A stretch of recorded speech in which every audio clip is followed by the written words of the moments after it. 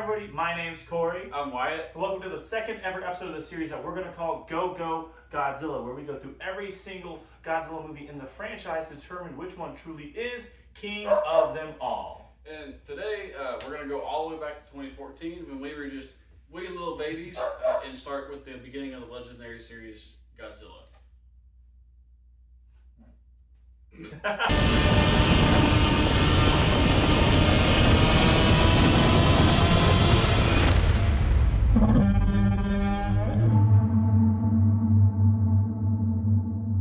So it's 2014. We're in high school. What are we looking forward to? There's a new Godzilla movie. We've always liked Godzilla, but here we are. There's a new one made by Legendary. That's super exciting. So opening night, we go see it with your dad. Yeah. What was like? How excited were you to see that movie when it was? So I was really excited for this movie because I actually thought about this. This was the first movie or the second movie that I actually followed the production updates of it. Because this movie, I don't know if you've looked into it at all, was initially an American version was announced in 2009 that they were working on it. Yeah. And then just over the years, it was very clearly that was rumors, and then at one point there was an actual something being made for and a lot of people should probably know about this. There was a remake that was going to be filmed for IMAX that was set to come out, but the company that was going to produce it went bankrupt and had to close. And so literally, there was literally this was the first Godzilla movie, not only in 10 years, but for the most part, the first Godzilla movie to come out in America. In America in our lifetime, because if you think about it, by 2004 Godzilla Final Wars, we were what, 7? And so something like that. By the age of 10, there was already a 3-year drought of no Godzilla movies. So for most of our adolescence, there was not a new Godzilla movie coming out. Yeah. So that's what made this so exciting for both of us. I remember literally the announcement. I think it was Comic-Con, that they were actually making it, and then seeing set photos of them filming wrecked cars, and we were just going nuts for it. And I was so excited for this movie. So that's what's funny is a point that I was going to make. If I'm talking too much, feel free to cut in. Go ahead. I actually have a lot of nostalgia for what surrounds this movie, in the way that I look back very fondly at following the updates. Literally, I remember 2009 being in the public library on the computer. It was my first experience with forums and Wizard magazine of oh, they're doing this, and at one point, I think the rumors was Guillermo del Toro was actually set to direct it, but that's what became Pacific Rim. And so I love looking back at that. It was the start of me following movie updates and stuff like that. And then this was the first Godzilla movie you and I had ever seen together in the theaters. Yeah. And we saw it with my dad, and I remember going to see it with him, and we had a great time that evening. Yeah. So I actually have a lot of nostalgia that surrounds this movie. But for the movie itself, that's going to be a different conversation. So I'm going to let you speak your piece before we can get into that part. Okay. Yeah. So I guess kind of my thoughts on the movie and the nostalgia of the movie itself is it was like Corey said, there was a drought of Godzilla, and I had kind of fallen out, not out of love with Godzilla, but just out of I didn't watch Godzilla movies every weekend, and I didn't, it wasn't my main focus. It was video games and comic book stuff, and the MCU being its big popular juggernaut that it had become. And it was seeing the first, and I didn't follow the production stuff like you did. I wish I would have, just to kind of go on that journey, but it was kind of, it wasn't that big on my radar at that point in time, and that you started showing me stuff, and then the Comic-Con stuff hit, and it just, that little spark of being a kid again. It it was a little kid, watching Godzilla. It was oh shit, this is awesome. This is gonna be really cool. It took me back to watching Final Wars and having that excitement of seeing Godzilla, just seeing Godzilla. It was a nice, refreshing new spark of love for that character in that world. And so I think that's carried forward to where now all the new ones I get super excited about. That love has just sustained itself since that initial rebirth in 2014. And I think that carries like an extra weight of love for Uh-huh. with like this movie carries an extra weight of love for me because of that. So I think we have differing thoughts on the movie itself, but the nostalgia and the love for the character I think is very true and true for both of us. So Yeah. so I guess yeah, I'll kind of start the thoughts on the movie itself process or section rather. I think it's not a perfect movie. And to be clear, just in case anybody hasn't seen Godzilla 2014, which is almost a 10-year movie, by the way, 10 years old movie. It came out, I think, May 16, 2014. I looked it up today. Okay. This is going to be spoilers. This is going to be more of the actual plot heavy. Or, we're not going to run through the plot, but we'll talk about specific thoughts and moments and mention story beats, which there are very little. Yeah. So yeah, without a further ado, where would you like to start? Okay, I'll just start with that. Like I don't think this is like a great cinematic masterpiece for sure.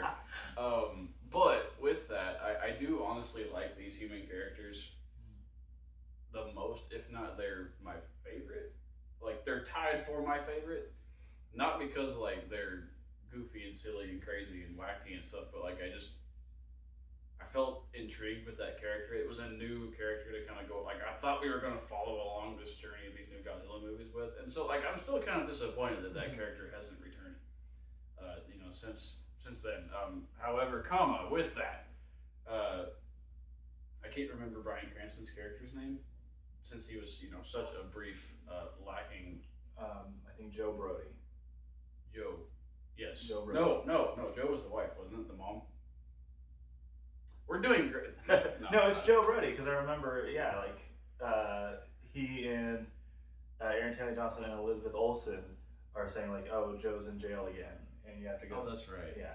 Yes. So it's Joe Brody, which that's, I will say, this is where I disagree. This is actually probably my least favorite human character. Really? Because this movie, and I've said this to you before, I've said this to a lot of people before, the first 30 minutes of this is setting up to be one of the best Godzilla movies ever. Probably the best, honestly. The first 30 minutes of it is such a good build-up and such a good, introducing these characters, introducing the emotional stakes of it. Bryan Cranston does such a genuinely phenomenal job in just the worst wig ever, by the way. Every time I watch it, it gets more and more clear that he was filming Breaking Bad at the time, because you see his hair lift in a way it's not supposed to. I don't know if you've ever. I've never really noticed. But it's been pointed out to me, and it's made this movie worse.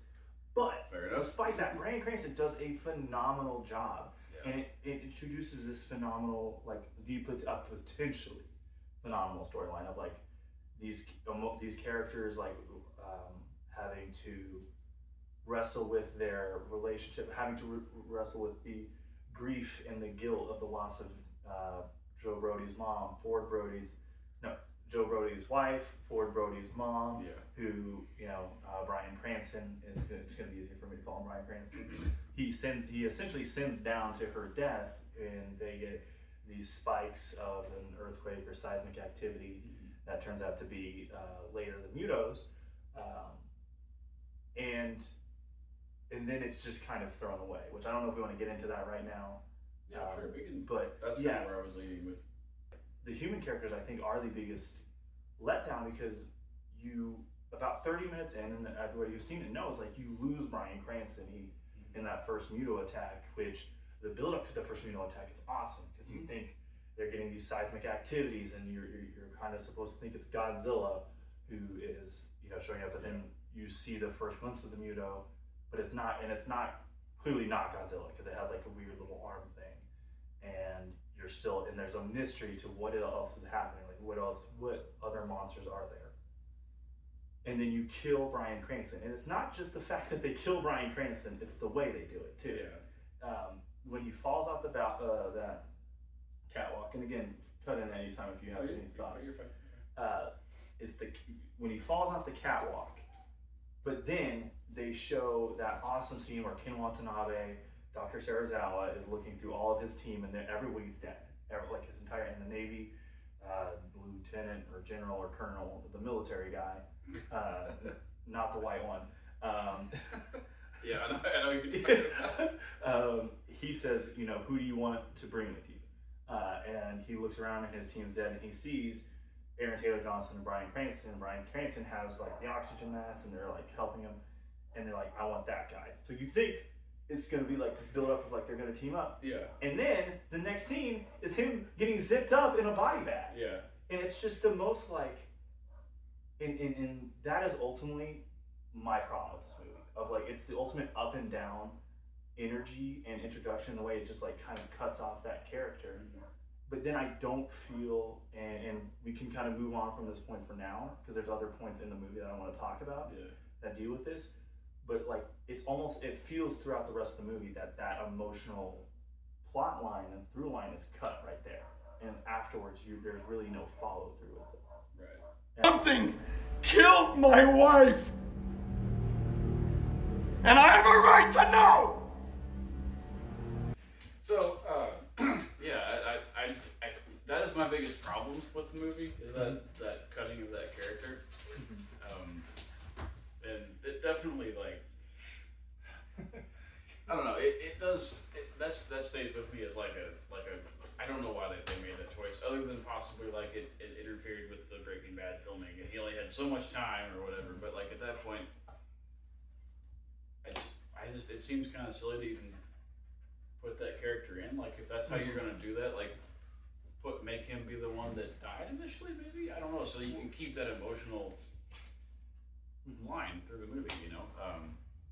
But yeah, I think the build up, the start of the movie is great. I love all like there's some intrigue, there's some mystery, you're learning new things, you're meeting these characters, and then I like, you know, like that they make him go through that loss of losing his wife, and that it has that emotional weight to it, and like you feel it, you feel his sadness and like the dystopia that he's kind of living in, and like the madness that he's going through, and like he kind of is leaning on that conspiratorial side of life, not entirely, but you know, it has that feel to it, and I think that's cool. That's fun. I like that fringe to that character. I think that's cool. And it kind of, you know, it shows like the weight of his trauma, and that's great. But yeah, like you said, when they remove that character from the story, and definitely the way that they do it is terrible. I don't know. That could have been done in such a better way. Yeah. You know, like there could have been some work done between the scientific team and the military and Bryan Cranston's character Joe, and there could have been a more, I don't know, it would have given Aaron Taylor Johnson Ford more of a send off to like, okay, I have to go do this journey, not because like, you know, like my dad just died, but like it was something we were working on together, and it was reuniting. They were, you know, bringing them back together, bringing them closer. It would have just made for a more fruitful story, I think. Well, and even then, I think the death isn't the problem entirely. No, it's the kind of after that bothers me, because like beforehand they actually set up a really cool kind of like, one of my favorite scenes is when Aaron Taylor Johnson visits him in the movie, or in the room, and like in his like apartment, he like takes him home. Yeah. And Aaron Taylor Johnson sees the conspiracy in the newspaper clippings and all that, and it's this moment of, as a son, he's like as a son, Aaron Taylor Johnson's so frustrated that his dad's going back to this place, that he's still here, still bringing up these emotions that he has worked so hard to either get away from or deal with or work through in some shape or form, healthy or not, that he has distanced himself from this. And you can almost see that Bryan Cranston in his like acting and the way he's like, you can tell he kind of feels like he's gotten caught. It's a little bit of ashamed of it too, of like there's a bit of like a he's still stuck in that. That I can't let it go, especially, and then he ends up with that awesome line where he's like, I'm the one who sent her down there, like essentially, like I sent her to her death. Yeah. The problem is it doesn't feel for the rest of the movie that Aaron Taylor Johnson really is dealing with that at all. Because like I noticed Aaron Taylor Johnson, other than a few phone calls to Elizabeth Olsen, who was also way underutilized for how great of an actor she is. Yeah. But Aaron Taylor Johnson never really talks to anybody more than twice. So he's not actually building up any, like, we don't actually get to see Ford build a connection with anybody or develop any kind of like consistent character, because he's constantly like his whole character becomes, I just need to get home, which is fine, but like I don't know, even then I feel like it's not like I need to get home because I need to just make sure my wife and children, my wife and kid are safe, or I just need to get home so I can deal with everything that just happened to me. It's, I just need to get home, and like he looks slightly annoyed at every, and we can get in that more as we're talking about specific scenes, just because like I don't want to like shove everything into this one talking point. Right. But I guess, what are some other positives or something else that you enjoyed from this movie? Yeah, I mean, to kind of move away from the human aspect of it, I think I like how they build up Godzilla. I think it's fantastic. Like you get the scale and you get like it's exciting. Like you see stuff happening in the world. You see especially at the airport, the water rushing. And it felt like an old Godzilla movie, like it just made, like, I don't know, it just made me feel that sense of like excitement that like, okay, here we go, he's coming, like it's happening, like Godzilla's finally gonna show up, and then you get not just that he's here, but he has this like gigantic sense of scale, and I just think they nailed that great. So that's one of my favorite parts of that movie, and just like, I like the atmosphere of the movie, like I think the color palette for the movie is good. It's done well. Like I like the browns and the reds and the dark scenes and stuff. Yeah. And that, like, especially, not to jump to the end, but at the end when they're diving in to San Francisco, and the red is there with the tan background, and it's just, I just think it's a great atmosphere for the movie, and like it just makes me excited. Yeah. So, I completely agree about that. I think this is what probably, I don't want to say like this movie does better than any other movies, because obviously we're about to go through them all, and I don't want to like make that big of a statement yet, but like this is what I think this movie does the absolute best, of the scale that they present everything at. Is like you mentioned, like literally Godzilla showing up in Hawaii and causing a tsunami is such a cool concept. It's such a cool, like, it's such a awesome, like genuinely like awesome moment of like literally causing a tsunami, and then I love the sound design of like the movement of the monsters have their own sounds, like that scene on the actual like bridge where the Muto is walking across the train bridge, and Johnson and the other army guy are laying on the tracks. And you literally hear the Muto, the larger, the female Muto is so big, you literally hear like a bridge moving its metal, like you literally hear like, and I love that. I'm a huge sucker for sound design. Yeah. And that's what this movie does so awesome. Like, and so yeah, the presentation is, and to me is what this movie does the absolute best. Yeah, I think presentation, I should have kind of focused on that, where I think that's a great way to put that. It does have a great presentation and atmosphere and color and sound. Like that part nailed great. Yeah. So great. And I don't know. I wish there was, not that there's not some of that in the other legendary movies, but I wish there was maybe a little bit more of like the drawn out scale and presentation. But I think you do lose it movie by movie. A little bit, yeah. But I also kind of wonder if that's a symptom of the more you introduce more big things, the bit less big that big thing can be. That's true. And I could just be wrong with that, because well, you can only do that type of presentation so many times before it does become like, for some people, I could see it being boring. Where like you don't want to watch like. Yeah, we'll get into that later, but like, utilize it in key points and make it impactful. And and I would say one of my another one of my huge pluses, I actually have grown to love the design of this Godzilla. When I first saw it, I didn't know how to feel about it, because it was obviously arguably better designed than the '98 Godzilla, the previous American one. Yeah. But it's still, and I was partial to a guy in a rubber suit. It's hard to beat. Yeah. But still, like, I've grown to love the design. I love the just how mean and solid he looks. Yeah. Like, you mentioned the scene of the red as like they're skydiving or like they're dropping it around him. Mm. I love that scene in Hawaii when he's like walking down the street and it's already been flooded. But then what is it, like the little flares go. Yeah. And you have that sound again. Like yeah. It hits when he's passing through. Like, yeah. And then you get the same sound of like, it sounds like metal, like literally like. Yeah, it sounds like the cables on a bridge, like stressing kind of. Yeah, exactly. And so I think that they do that really well. I think with that, it lends to the action being great. Yeah.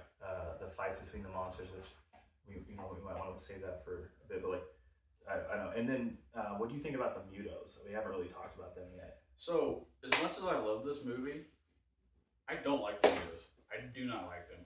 Wow. I think they are like the most like basic, like McDonald's, like kids meal, like random, just disappointing monsters. Like they're so bland and boring, and like just I do not like them at all. So, but you know what's really funny? What? I really like the Mutos, and it's for that very reason. Right. Because to me, Godzilla at his best, Godzilla does not have a lot of personality. Yeah. Godzilla is not a character. He's a force of nature. Right. So with that, if you're wanting an audience to like Godzilla, you kind of need something with less personality than him, so his personality can kind of, glow next to it, which I think they do a great job of like, I like the Mutos of like, I love the build up to the Mutos. That's another thing I want to give a compliment about, because build up in this movie is something that I actually do have a complaint about. But the build up to the Mutos I thought was great. Of like, you get we mentioned earlier, the seismic charts, all that, and then you think it's going to build up to Godzilla, and then you finally get that first monster attack, and it's the Muto attack, and it is this reveal that like Godzilla is not the only monster on the planet, and that's when you start to kind of get a lot of the lore that is kind of put in later movies, that like the Titans or the monsters or whatever you want to call them, they've been here, and we're just kind of joining the party. And with that, that's actually another thing I want to like before we get into like the fights and stuff like that, is I love they only did it a little bit in this movie, but the lore building of Godzilla, the idea of the bomb in 1954 is not what created Godzilla, but they were trying to kill Godzilla. Yeah, and I think that was such a good reveal. That's a good twist on the original story. I think that's super cool. I love that. Yeah. So like I said, I love the scale of this movie. I think it's what this movie does best. I think Gareth Edwards, if you know him as a director, he does fantastic special effects. Before this, the movie he did before this, if you've never seen it, is Monsters. We watched it like right before we watched Godzilla 2014. Very, very light on the plot. Not a very plot heavy movie, but it's a very it's about just a reporter kind of having to transport somebody through an alien occupied Mexico. And it's a pretty solid movie. But Gareth Edwards, does the special effects awesome in this movie, the scale. But my biggest problem that you mentioned earlier is that buildup. The buildup is actually my biggest issue with this movie. I think the pacing, it gets so up and down that it's actually hard to stay engaged with this film for me. Where the introduction of Godzilla, I clocked it on Netflix. Godzilla himself does not show up in his own movie for an hour. Because with the build-up with the Mutos, which I complimented, I did like the build-up to the Mutos. There's no actual appearance of Godzilla, really no mention of him.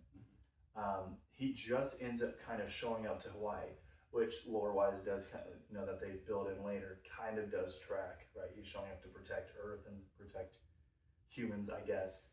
But then, and you get that awesome introduction, you get that the tsunami, you get the shots of the and reveal of Godzilla, and then you get his first roar, and I fucking love this roar. Yeah, it's so good. It's literally a mix of the classic Toho, but it's on fucking steroids. I think it's so iconic, I would say. It's so awesome and great, but then it literally, as soon as he roars, and as soon as they start to charge at each other to fight, what happens? It cuts. It cuts immediately Yeah. to a kid in bed.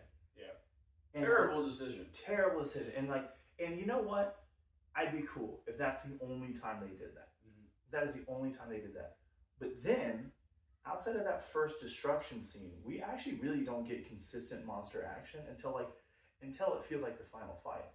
Because not only does it cut from that fight, it then cuts to that Vegas hotel room, and you get that awesome Elvis song going, "The devil's in the sky," and you get to open the door, and then Vegas is destroyed, and it turns out there's another stored in Vegas. Yeah. Why not show that destruction scene? Why do we have to skip that?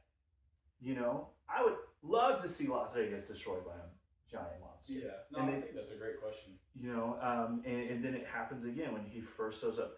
It actually, that's the part that annoys me the most. It happens when Godzilla first shows up to San Francisco, and that show, showing up is so awesome and so presented well, is that you see the spine coming at the boat, and then you see the spine start to rise up, and it turns out it's his tail.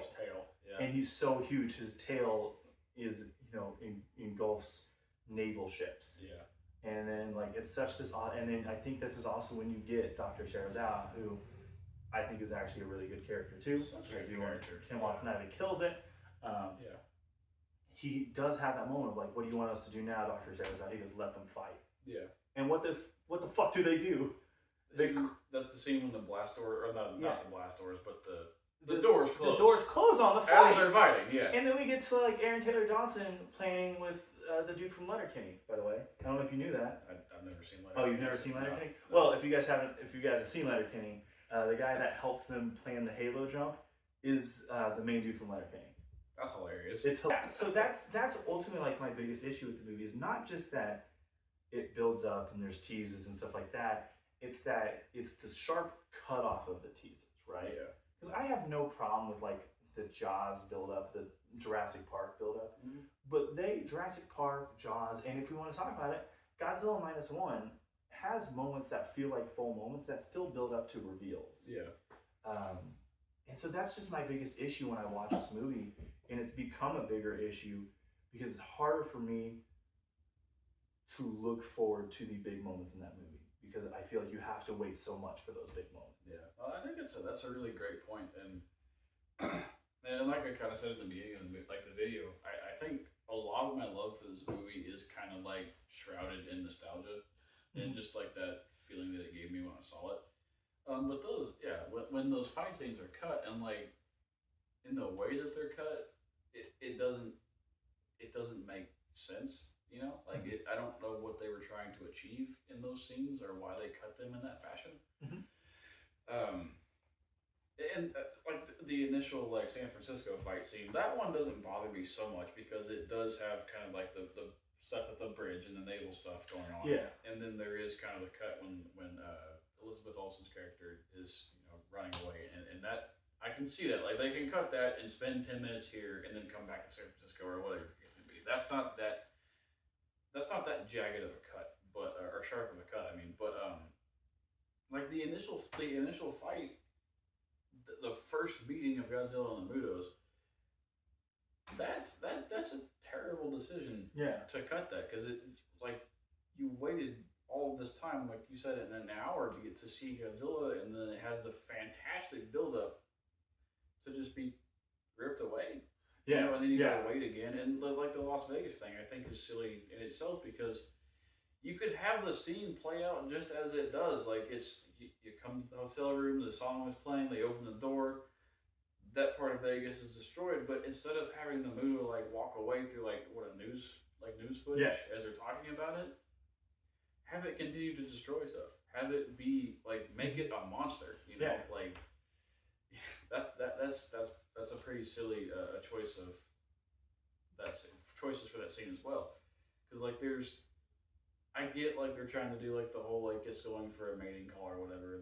That's fine, but make it a monster. Make it fun. Make it exciting. Make it. Not everything has to be this giant presentation of scale and slow building scale. I'd rather, you know, like it Yeah, can have, yeah, it can be yeah. fun. It is a Godzilla movie. It doesn't have to be, you know, like we're watching this monster walk away from a human's perspective or a helicopter's perspective. Like we can have some fun with them knocking a building over or like trampling through casinos or watching people Yeah, run in the yeah. streets while they're, you know, like I don't know, have something in Yeah. a casino happen, funny, entertaining, like. But yeah, so that is a pretty big takeaway to that to the movie for me as well. So I definitely don't want to not talk about those scenes. I don't know that they bother me quite as much as they do you, and Yeah. not to, you know, and that's. But I do think they're worth talking about because they Yeah. are poor choices in those movies, and I don't quite understand why they were made. You know. Yeah. So And other than, sorry, I didn't cut you off. No, you go, bro. I'm cutting you. But maybe other than like. No, go on. Maybe other than like budgetary reasons. Yeah. You know, and but I don't. It does throw the pacing of the movie off. So I feel like if you're trying to start a franchise, you should maybe focus more on like the excitement and the intrigue of the characters and the set pieces and Godzilla rather than like budget. I know budget's it's a legitimate thing. We gotta think about budget. I'm not saying that's the sole purpose of those cuts and those short monster scenes. Just a thought. Maybe that's why they did that. Yeah. So like my biggest thing is, you know, you have like, it's not just that like, how do I say? It's like there's so much this movie does so well and so like perfectly, but then there's enough in it that it drags it down for me, or that is glaringly like I don't think it would be a big a deal, the pacing of the cutting away, if I was invested in what was happening. That's like true. I kind of mentioned, like it with Aaron Taylor Johnson, it kind of feels like he's not motivated to be anywhere. He's trying to get home, but like everything else just keeps kind of happening to him, and he just kind of happens to find that, you know, like he like. And so I'm saying all this to really make the point that like I can put up with bad human characters. We're gonna go through these movies and we're gonna find bad human characters for me in a Godzilla movie are entirely forgivable. But it's hard for me to forgive it or move past it when the action doesn't meet up, or like the action doesn't you know, I guess meet the, like make up for the lack of solid storyline.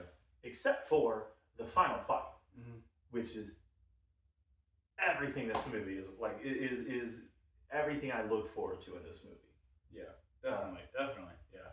Which like so like what are your thoughts about the final fight? So I guess before we get to the final fight, I had one quick point I wanted to make about the human characters. Yeah. Just to kind of reiterate on my original statement that like I like the human characters in this movie. It's not so much that like I'm in love with them or anything like that. I think like You want to marry them? Elizabeth Olsen, hello. Anyway, I think it's not so much that like I think they're fantastic or they're great or they have a lot of depth to them. Because I think there's a lot of lacking or missed potential with those characters and those storylines, like we've talked about and covered a little bit here and there. But I'm not annoyed by them. Does that make sense? Like, yeah, and I'm sorry, I mean to cut you off, but like the characters in, like, not to jump ahead in our series, but in King of the Monsters, I cannot stand most of those characters. I'll get into that more in depth when we get to that movie. Yeah. As far as the final fight is concerned, I think it's like you said, it's everything I want in the movie is in that last, what is it, like 20 minutes?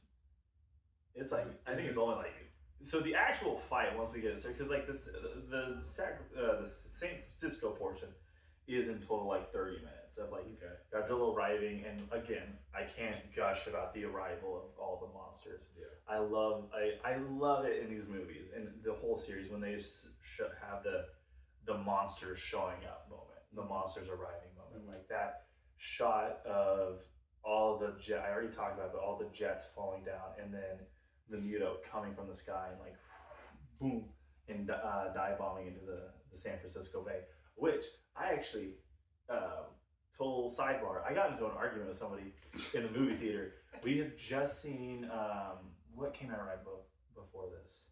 It would have been Captain America: Winter Soldier. Which, I got in an argument with a total stranger, where because we saw the trailer, and this man was like, "Yo," like somehow like this total stranger was like, "Yo, did you like you guys excited for Godzilla?" And I was like, "Yeah, yeah," and like I had seen the rumors that there weren't going to be any other Toho monsters in the series. But I saw in the trailer that dive and the wings come up, and I was like, "That's Rodan." I was so utterly confident that was Rodan, and this complete stranger was like, "No, man, they couldn't get the rights to Rodan. That's just a completely original monster." I'm like, "That's stupid. It's going to be Rodan," and I was so adamant it was going to be Rodan. It was not Rodan. So I hope that gentleman in the theater still thinks about me, just be like, "That dumbass kid didn't know what he was talking about," because I still think about him being like, "Fuck that guy."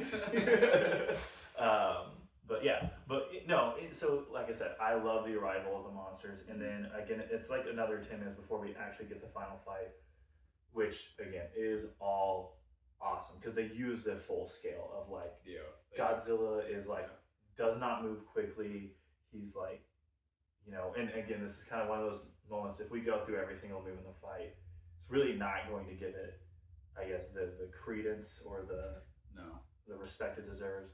This does. I think this is when we get probably my favorite shot in the movie, where it's like there's a lot like the Mutos have like destroyed a good portion of San Francisco, and there's like debris, and then as it comes up in the debris, you hear the like lurching of a monster, and you see Godzilla's silhouette and the thunder and the lightning. It's so cool. And it's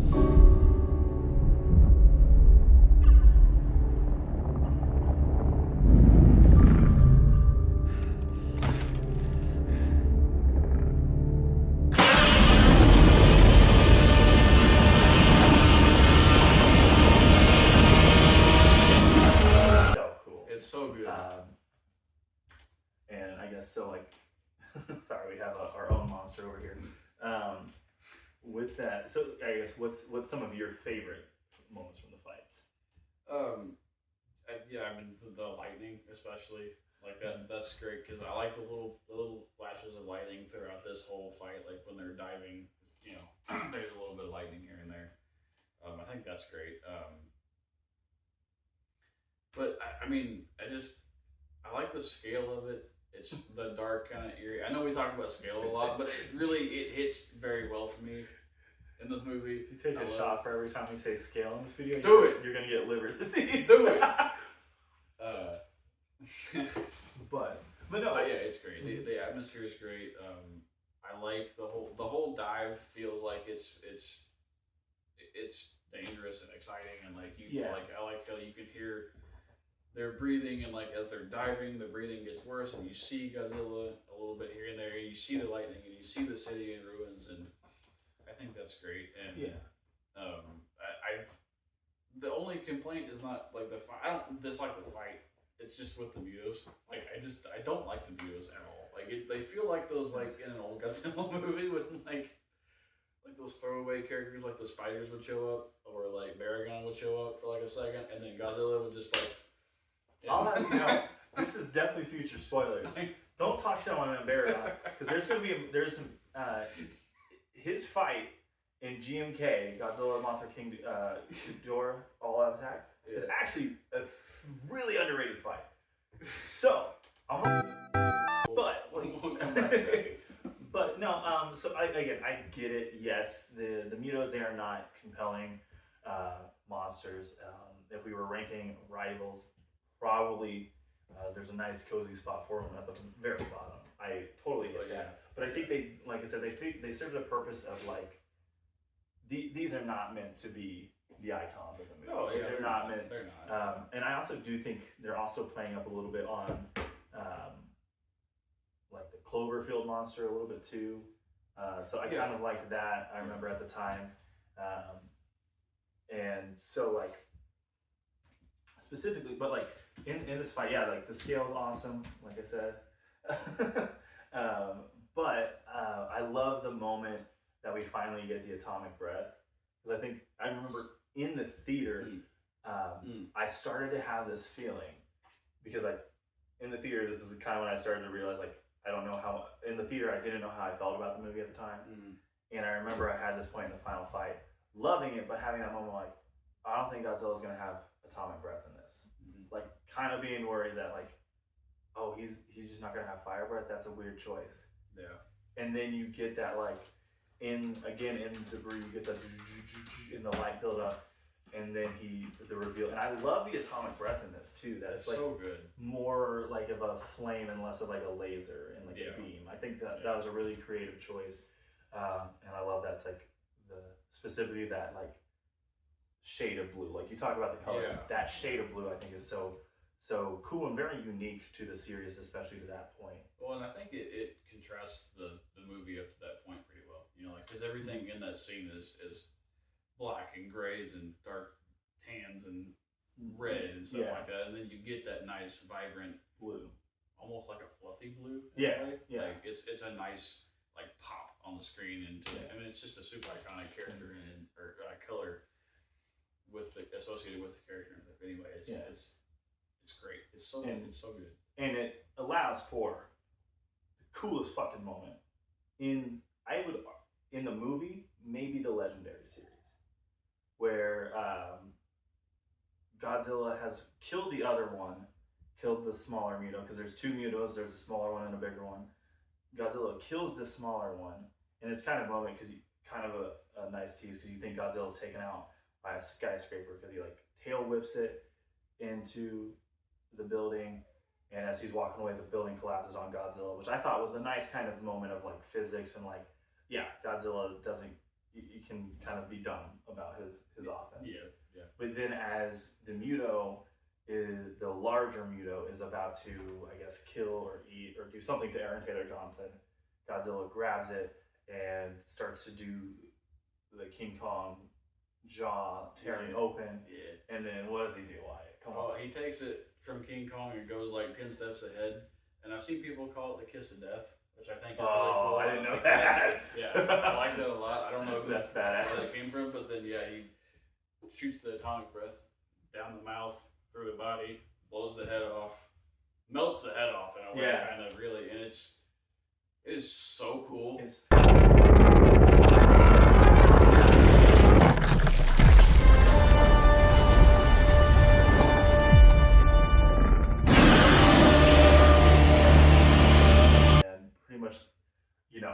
This is like the moment in the movie that I'll eat my words on. Of like, it's almost worth the build up to that portion. It is, and like I guess to that point, like in the theater, like when you were talking about you weren't sure how you felt about it initially, like on the opening night. Like I was kind of in the same boat. Like you got the really cool moments that kept you alive through it. But then that moment, like we were both like freaking out in the movie theater. Yeah. And that really just, I don't know, it was great. It sold to me like waiting for that. Like it was a nice payoff. Like you got this really exciting, like just super, not grotesque, but like just brutal moment. Yeah, and it's so like, cool. Establishing that Godzilla is that guy. He is the king of the monsters, and that's such a cool moment. And like definitely, I think as a Godzilla fan at the time, I saw that moment and was like, that was the moment like I knew I liked this movie. Like that there was, even at the time when I was like kind of compartmentalizing or kind of dealing with like, working through the rest of the movie, like I knew this movie I liked it, and I knew that this was like, I was satisfied for what they have done with this character that I, and cared so much about. So. Yeah. And so that's kind of most of the plot. We didn't get really into the ending scene there, but and if you want to talk about anything from the last scenes before the credits, you can, Wyatt. But what were your last general thoughts about the movie before we get into the ranking? Yeah, so I guess to kind of comment on the ending, just so we do have some comment on it. It doesn't stick around longer than it needs to. It just kind of like it wraps up. Godzilla takes his nap and goes on his way, and the movie goes off into the sunset, and it's wrapped up pretty quickly and nicely, and that's fine. But as far as the movie goes as a whole, I still like it. I still really enjoy it. I don't watch it that frequently. It's not one that like I would seek out just to have like a fun movie night on a Saturday normally. But I do enjoy it. I do think it's a fun movie. I don't think it's like my thoughts have changed much on it, but I do think it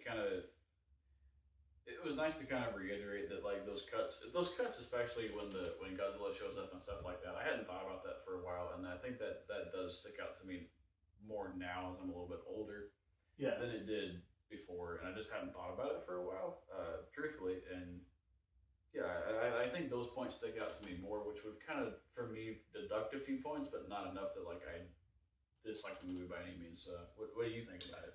So ultimately, like, I have some beefs with this movie. I have some qualms. I think this is the most 3 out of 5 movie for me. That's fair.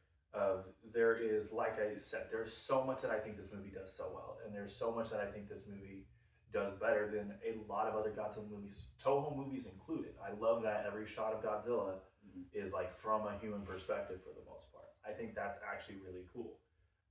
But unfortunately, the stuff that I don't like drags it down enough that I can't help but think about it.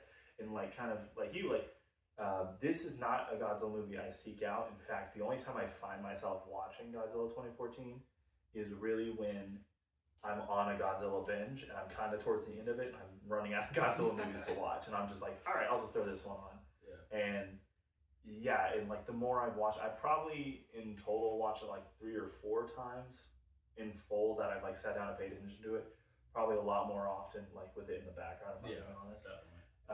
And I've just noticed every time I sit down to it, there's a little bit more of like waiting for like knowing when I can mentally check out from it is what I've picked up on. So yeah, ultimately, again, really going back to like, is this the Godzilla movie I would make, or are these decisions I would make? Probably not. There's a lot, you know.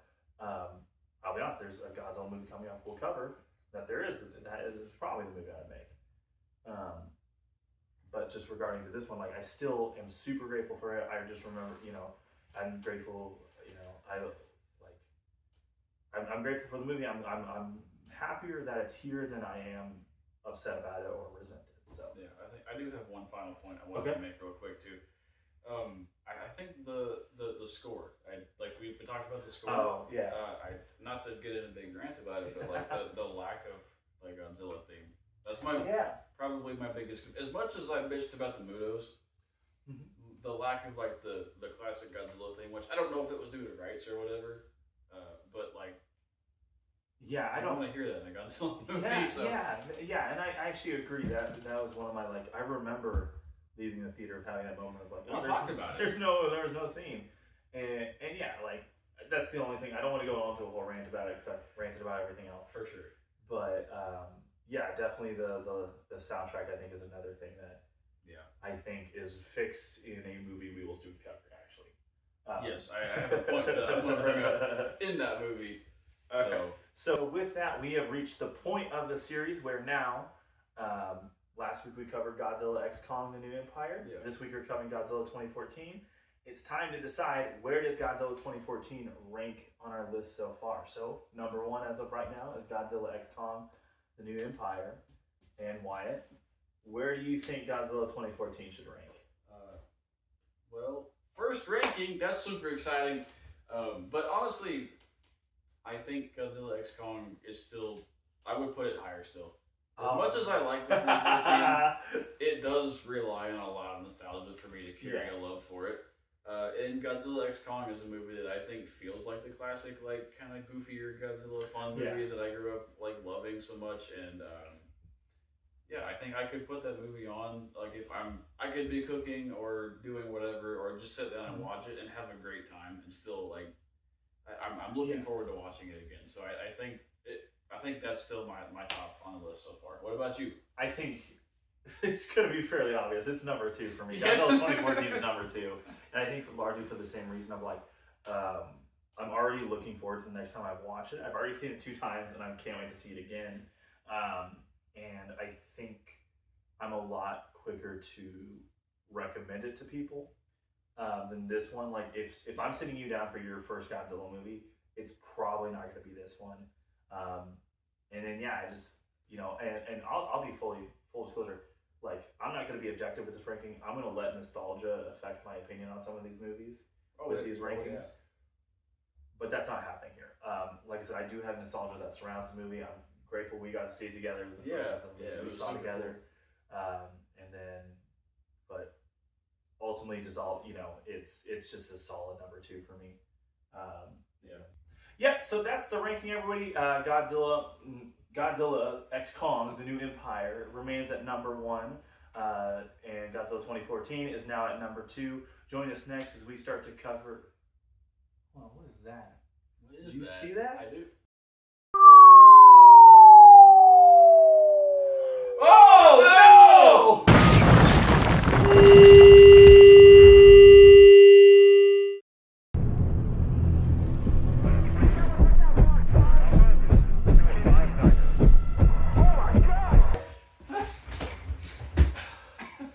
So, yeah. With that, before we get to the next Godzilla movie, alongside this video or this episode, we're also going to be releasing a review of Kong Skull Island. It's not a part of the ranking, but we just figured we're covering the Legendary series anyway. We've already covered Godzilla x Kong. We might as well do the whole Legendary series. Yeah. I don't need to piss him off anymore or have any more trees flying at us. So we'll go ahead. We'll get that in. All right. Thank you guys for joining us. You have a good rest of your day, week, or all right. Goodbye.